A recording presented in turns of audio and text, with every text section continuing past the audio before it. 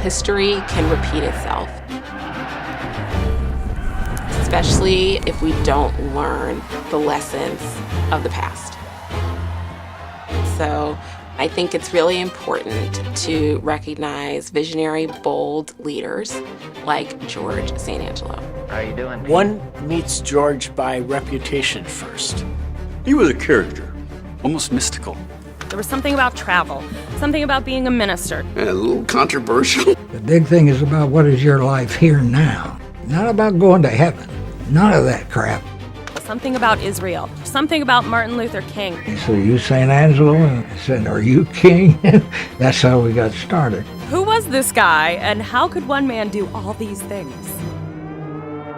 A state of war. He was one of the first troops to go into the Dachau.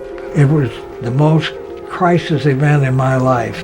His response was, "I am going to do everything I can toward peace." It was a time of racism. You cannot talk about the civil rights era without Reverend St. Angelo and Betty. It was a time that we had to heal. Marching with Martin Luther King, who can say they did that? The push for fair housing. I know he got a lot of backlash for that.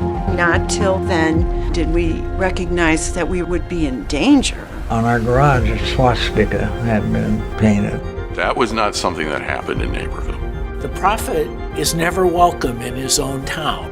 He was a guy who succeeded at everything he tried and suddenly didn't know his next direction. We love the good guys winning. That narrative gets diminished if the good guys came home with trauma that kept them from living happily ever after. I didn't feel like George was somebody who fought fair. Well, it's like the fuse would get lit.